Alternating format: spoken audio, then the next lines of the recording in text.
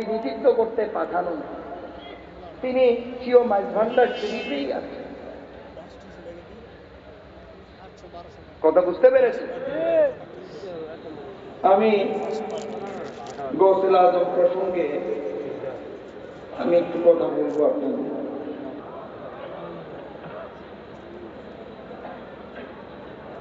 গৌসুল আজম আব্দুল কাদের জিলানী, যারা কাদিরিয়া তরিকায় ছিলেন, অনেকেই গৌসুল আজম আহমদুল্লাহ মেজবান্ডারি, গৌসুল আজম গোলাম রহমান মেজবান্ডারিকে গৌসুল আজম স্বীকার করে, আবার অনেকে গৌসুল আজম আহমদুল্লাহ মেজবান্ডারিরও গৌসুল আজম মানতে না। আপনারা খোঁজ নিয়ে দেখবেন।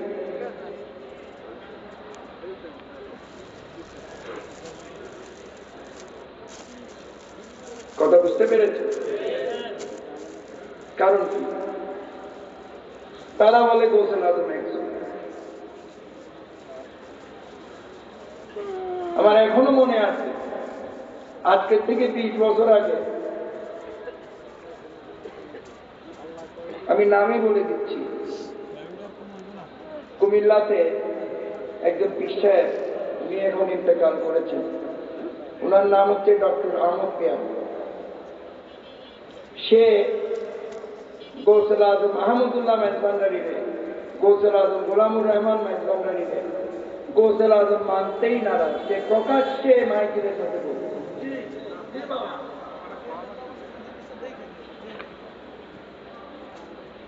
আজকে যারা লম্বা লম্বা লেকচার মারেন, এই প্রটেস্টটা তো মুজিবুল বশর মেজবান্ডারি সেখানে করেছে।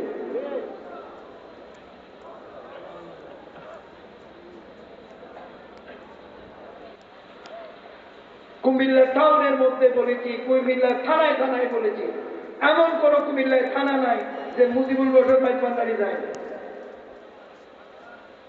এমন কোন গ্রাম নাই যে মেজবান্ডার শরীফে হযরত শফি বাবার বা মুজিবুল বশর মেজবান্ডারির ওসিলায় হযরত বাবা জানে কবুল করে নাই। লোক পাবেন না।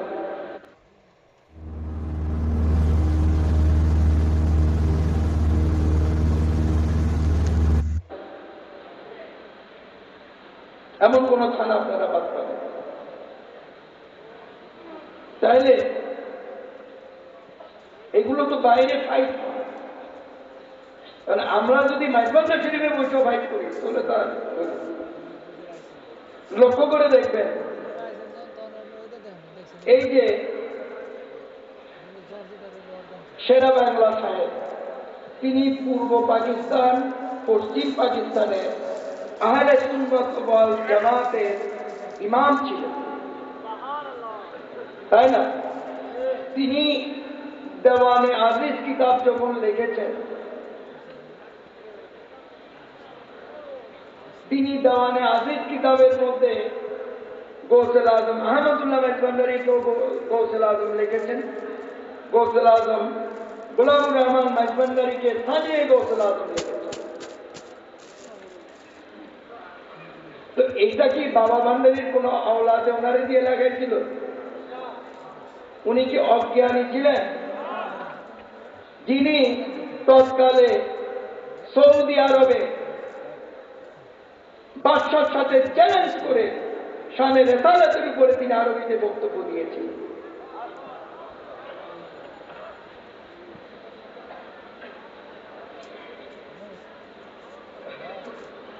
আরফাতের বল, কথা বুঝতে পেরেছি? যিনি গৌসুল আজম,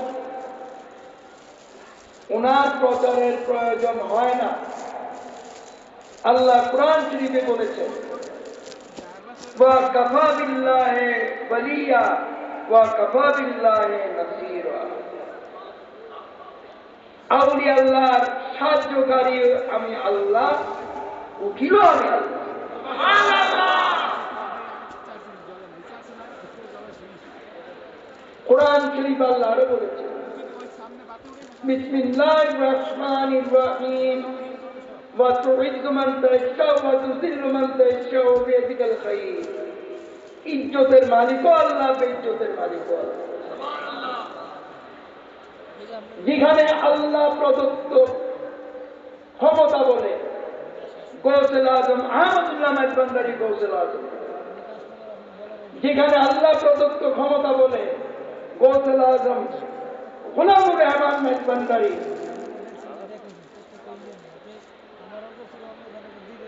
আল্লাহ প্রদত্ত ক্ষমতায় ক্ষমতাবান, সেখানে মাইনছে বাবা ভান্ডারীকে হযরত কেবলারে গৌসুল আজম মানলো কি অমানলো না মানলো কি, আল্লাহ তো ওনাদের প্রচার করে দিচ্ছেন, ওনারাই তো সার্বজনীন গৌসুল আজম। মাইজভান্ডার শরীফের মুরিদ না যারা তারাও বাবা ভান্ডারীকে বলে গৌসুল আজম, মাইজভান্ডার শরীফের মুরিদ না যারা তারাও গৌসুল আজম আহমদুল্লাহ মাইজভান্ডারী হযরত কিবলা কাবাকে বলে গৌসুল আজম।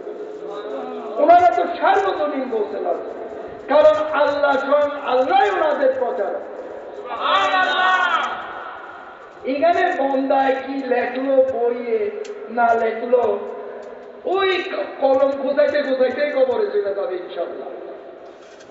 ওনাদের কিছুই হবে, ওনাদের সম্মান ওনাদের জায়গায় থাকবে। ওই কিতাব লিখতে লিখতে আর বই খোঁজাইতে খোঁজাইতেই জিন্দেগি শেষ। পরে হাসরের ময়দানে কইব আহালা তুমি আহালা পেয়ারে হাস। সুতরাং এগুলো নিয়ে কথা না বলাই ভালো, কারণ যেখানে সঙ্গে আল্লাহ আউলিয়া আল্লাহদের সাহায্য করে, সেখানে বন্দার কলমের খোঁজাখুঁজিতে কি আসবে যাবে, কিচ্ছু হবে না। আচ্ছা মাওলানা সাহেব আর কিছু আছে নাকি? বাবা নিজে বাদশাহ নিজে কাজী, নিজে নৌকা নিজে মাঝি, নিজে বাদশাহ নিজে কাজী, নিজেই নৌকা নিজেই মাঝি, নিজের বাবে নিজে রাজি মাওলানা, আরে নিজের বাবে মাওলানা, দুনিয়ার মালিক বাবা মা, এই জগতে দিতে নাই যার তুলনা, আরে এই জগতে দিতে নাই যার তুলনা, দুনিয়ার মালিক বাবা মা, বাবা মাওলানা মাওলানা, হিন্দুর বোতল সুরিয়া অনন্ত রাজ্য করিতেছে খেলার কার্য, সুরিয়া অনন্ত রাজ্য করেছে কত খেলার কার্য, আরে দাসের ভাগ্যে সেবার কার্য হইল না, আরে আমার ভাগ্যে সেবার কার্য হইল না, দিন দুনিয়ার মালিক বাবা মা, দিন দুনিয়ার মালিক বাবা মাওলানা, আরে দিন দুনিয়ার মালিক বাবা মাওলানা, এই জগৎ। বিসমিল্লাহির রহমানির রহিম। বাবা আরেকটি প্রশ্ন, আরবিতে লেখছে বিসমিল্লাহির রহমানির রহিম। মুহতারাম আসসালামু আলাইকুম ওয়া রাহমাতুল্লাহি ওয়া বারাকাতুহু। আমি প্রায় সময় মাইজভান্ডার শরীফ আসা যাওয়া করি। আপনাদের বিভিন্ন পীর সাহেবদের আস্তানায় আস্তানায় সব সময় আমি ঘুরে দেখলাম আপনাদের মধ্যে 3 রকমের সেজদার প্রথা জারি আছে। এক প্রকার পীর সাহেব আছেন যারা নিজেরা মাজারে মাজারে গিয়ে, বাজারে যেখানে সেখানে গিয়ে ভক্তদের কাছ থেকে সেজদা নেয়, আবার নিজেরা ও মাজারে গিয়ে সেজদা করে। আরেক প্রকার পীর সাহেব দেখলাম তারা ভক্তদের সেজদা নেয় কিন্তু নিজেরা কোনো মাজারে সেজদা করে না। কিন্তু আপনাকে দেখলাম মাজারে সেজদা করেন, তবে কোনো ভক্তের কাছ থেকে সেজদা নেন না, বরঞ্চ মুসাফা নেন। হুজুর এর রহস্য কি জানালে খুশি হব। হাফেজ সালাউদ্দিন হাটাজারি। দেখছুনি কার বাচ্চা, এগুলো আমাদের ভিতরে একটা ভেজাল লাগাই দেওয়ার চেষ্টা করেন। আর সেজদা তুলে দিলাম। সেজদার মালিক আল্লাহ। কথা বুঝতে পেরেছি? আমি বিভিন্ন সময় বলেছি, বিভিন্ন জায়গায় বলেছি। কথা বুঝতে পেরেছেন? এখন যে প্রশ্ন করেছেন, এখন আমি আবার সেজদা প্রসঙ্গে বলতে হবে, তারপরে উত্তর দিতে হবে, এটা তো একটা লম্বা কাজ। রাত্র তো অনেক বেশি হয়ে গেছে। এখন যারা সেজদা করে এবং সেজদা নেয়, আমি ওনাকে পরামর্শ দেব, আপনি ওনারে প্রশ্ন করবেন। কথা বুঝতে পেরেছেন? আর যিনি আপনি দেখেছেন নিজে সেজদা লয় কিন্তু সেজদা করে না, তার কাছে থেকে জিজ্ঞেস করতে পারে। তাদেরটা আমি জবাব দিতে যাব কেন? আমি আমাকে যেটা করেছেন সেটা আমি বলে দিই। আমি বিভিন্ন মাইকিলে বলেছি, আমরা মাইজভান্ডারীরা আল্লাহকে ছাড়া কাউকে সেজদা করি না। কথা বুঝতে পেরেছেন?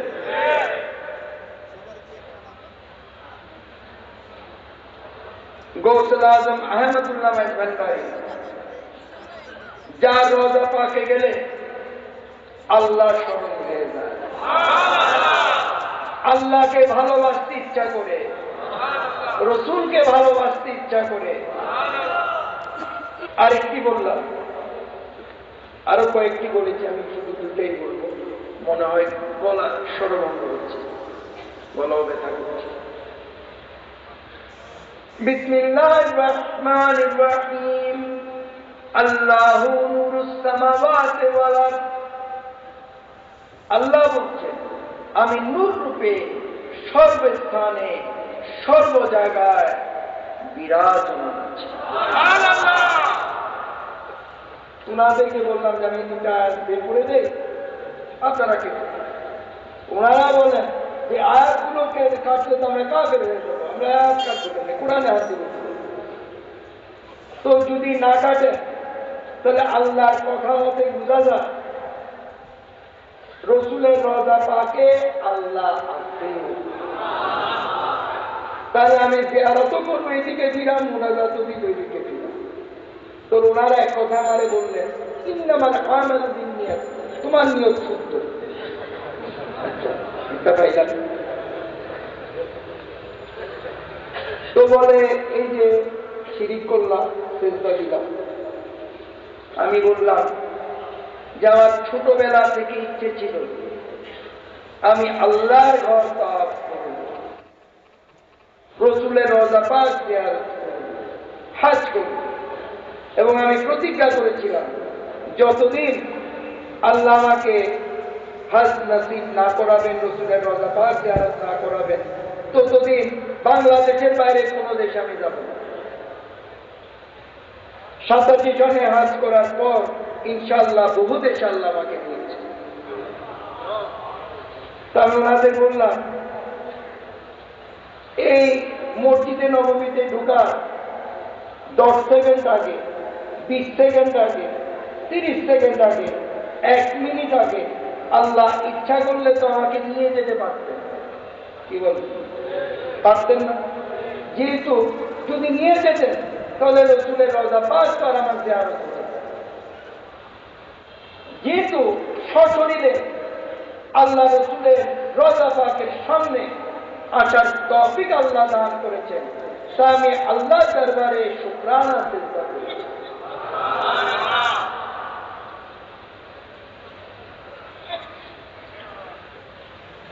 ওনারা আমাকে বললেন, ইন্নামাল আমালু বিন্নিয়াত, তোমার নিয়ত শুদ্ধ আছে। তো আমি আল্লাহ বাঁচিয়ে রাখলে ইনশাআল্লাহ সেটা মাইজভান্ডার শরীফেই হোক, সেটা লালদিঘির ময়দানে হোক, সেটা যে কোনো মাহফিলেই হোক, আমি সেজদা সম্পর্কে নিশ্চয়ই আমার মনে পড়ছে গত বছর না হলে তার আগের বছর এই পটিয়া ওই যে একটা ময়দান আছে না, অনেক বড় মাদ্রাসার কাছাকাছি, কলেজ ময়দান না স্কুল ময়দান একটা আছে না, হ্যাঁ, কলেজ মজার একটা আছে না, ওনারা আসিলেন না কি ওয়ার্ডে? আসিলেন। ওইখানে আমি সেজদা সম্পর্কে বুঝাইছিলাম না? ওইখানে একেবারে সবথেকে বড় মাদ্রাসাটা কত 500-600 গজ দূরে হবে। সম্মানিত আলেম সাহেবরা তো আমাকে চ্যালেঞ্জ করেন, কারণ ওরা জানেন আমি জেনে বুঝে সেজদা করছি।